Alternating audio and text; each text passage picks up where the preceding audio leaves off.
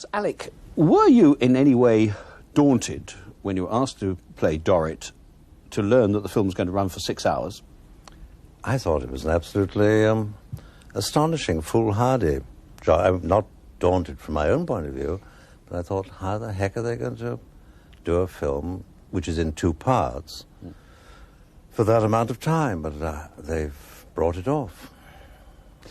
What about the character of Dorrit that you play? Presumably you don't just take a part because it's offered to you. There must be something there that attracts you. What was it that attracted you to that role? Well, flattered, first of all, to be asked to do it.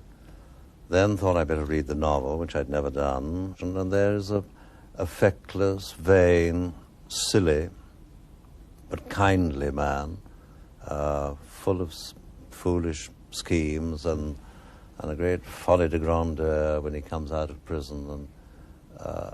And I could see little shades of myself here and there in that, perhaps. Anyway, I thought it was worth making a stab at.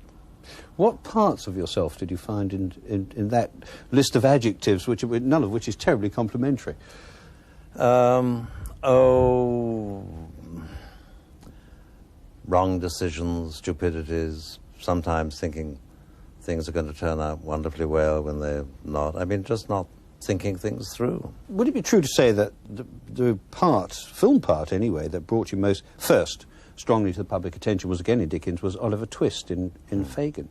Now, I believe that you had to fight very hard to get that role. I don't know whether I had to fight. I approached David Lean saying, you know, I would love to play Fagin, and I was, what, 34, 35, something like that.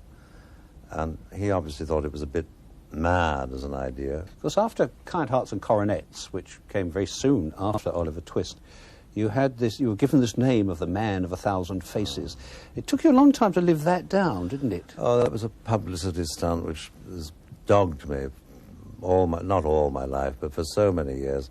To go back just a little way, not very far, you suddenly developed a whole new following. Again, I would have thought this might well have been rather surprising to you, with Star Wars.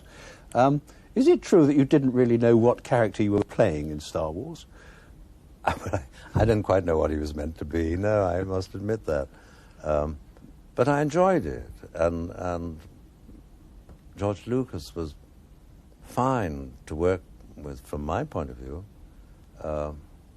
And I believed in it. I had no conception that it would be the success that it was, but I thought this is going to be I mean, once we'd started, this is going to be a quite distinguished piece of work. You see? You can do it. I call it luck. In my experience, there's no such thing as luck. I must say, you gave the impression of knowing what it was all about. The dialogue was pretty awful.